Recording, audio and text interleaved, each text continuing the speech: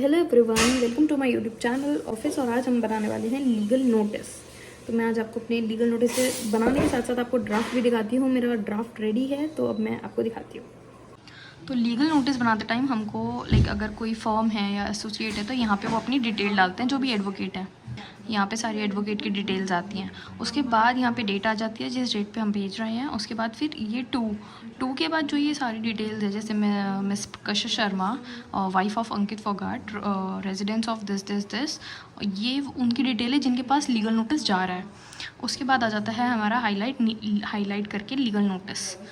फिर thing is madam under instruction, ये होता है एक तरीके का कि जो भी हम आपको जो एडवोकेट हैं लीगल नोटिस जो भेज रहे हैं आपको, वो हम इनकी अंडर इंस्ट्रक्शंस, इन लोगों की इंस्ट्रक्शंस से हम भेज रहे हैं आपको। जो भेज रहा होता है वो एडवोकेट के पास जाते हैं और उनको इंस्ट्रक्शन देते हैं कि आप लीगल नोटिस इनको भेज दीजिए। तो ये जो है miss Priya Sharma, daughter of Harish Sharma, residence of this, और ये सब hereby serve you with the following notice.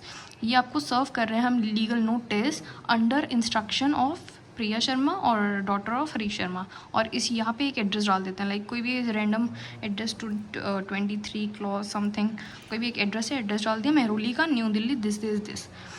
फिर यहाँ पे आता है point number 1, this notice is being Saint with the sincere interest to resolve the ongoing matter amicable and without restoring to protracted legal proceedings। मतलब जो इतनी लंबी लंबी लीगल प्रोसीडिंग्स चलती है उन सब से आपको बचाते हुए हम बैठ के मैटर को सॉल्व करने की कोशिश करते हैं। ये वो चीज़ बताई है फर्स्ट पॉइंट में। मतलब हम बैठ के आराम से तसल्ली से रिजॉल्व कर लेते हैं सारे जो भी हमारा मैटर चल रहा है।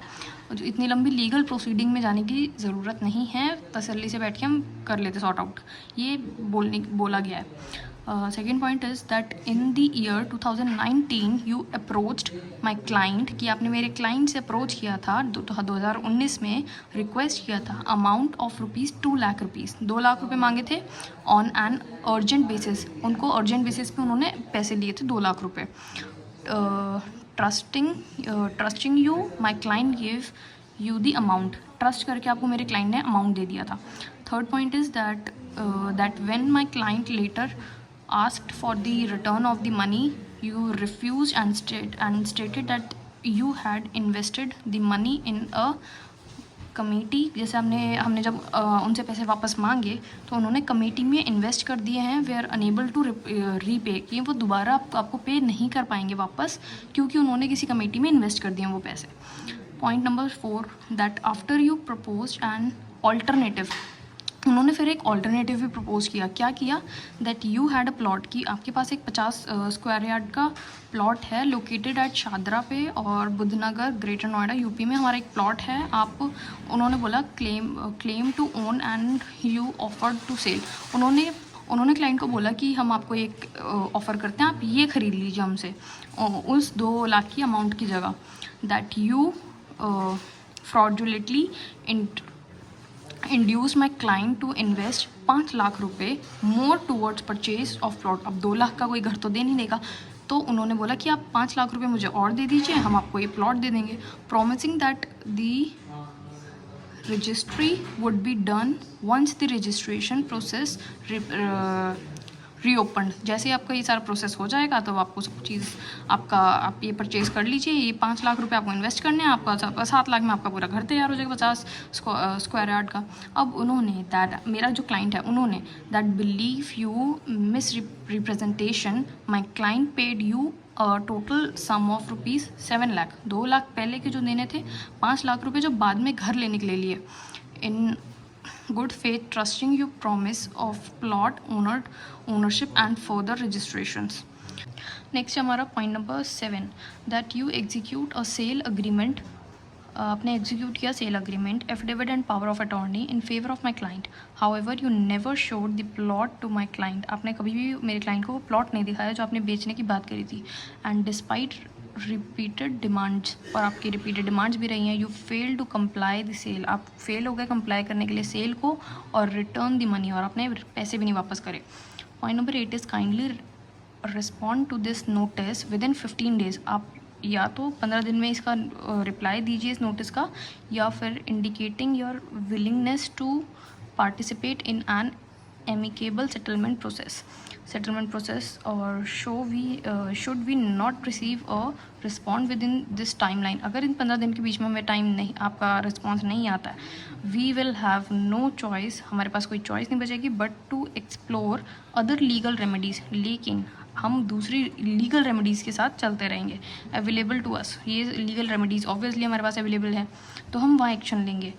Point number 9 is looking forward to your prompt response and hope that we can work together to bring the matter to a fair and amicable response।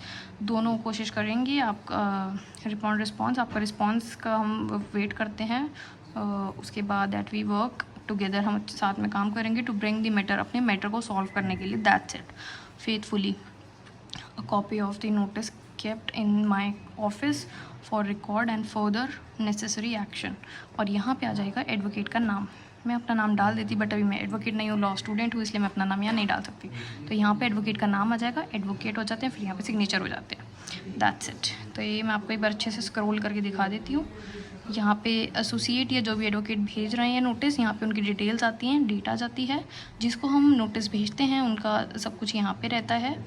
उसके बाद यहाँ पे एड्रेस भी प्रॉपर डलता है, मेंशन होता है, नाम भी प्रॉपर मेंशन होता है, लीगल नोटिस एंड ये सारे, ये एक तरीके का अंडरटेक होता है कि मैं जो भी आपको लीगल नोटिस भेज रहा हूँ इनके बिहाफ पे भेज रहा हूँ, इन लोगों ने, ये मेरे क्लाइंट हैं, इनके बिहाफ पे मैं आपको नोटिस भेज रहा हूँ। और ये रहा हमारी 2 लाख की ट्रांजेक्शन जो हुई थी कि हमारे क्लाइंट ने 2 लाख रुपये आपको दिए पहले, फिर हमारे क्लाइंट ने, आपने जब प्लॉट की बोली तो हमारे क्लाइंट ने आपको 5 लाख रुपये और दिए। उसके बाद फिर जो 7 लाख रुपये थे, पहले 2 फिर 7 फिर 5, पूरे 7 लाख रुपए जो आप दे नहीं पाए हैं आप उसको दे दीजिए, वरना 15 दिन में हमने आपको जो नोटिस भेज दिया 15 दिन में उसका रिप्लाई कीजिए, otherwise we are going to take legal actions. तो ये आपका पूरा प्रॉपर नोटिस है। तो ये आपका था प्रॉपर लीगल नोटिस, और बने रहिए हमारे साथ और लीगल ड्राफ्टिंग्स के लिए। मैं आपको ऐसे ही जैसे जैसे सीखती रहूँगी वैसे आपको भी सिखाती रहूँगी और आपके साथ शेयर करती रहूँगी। Thank you so much. मेरे चैनल को लाइक, शेयर, कमेंट, सब्सक्राइब करना मत भूलना, और बेल आइकन भी सब्सक्राइब कीजिए। वाओ, बेल आइकन भी बजा दीजिए। Thank you.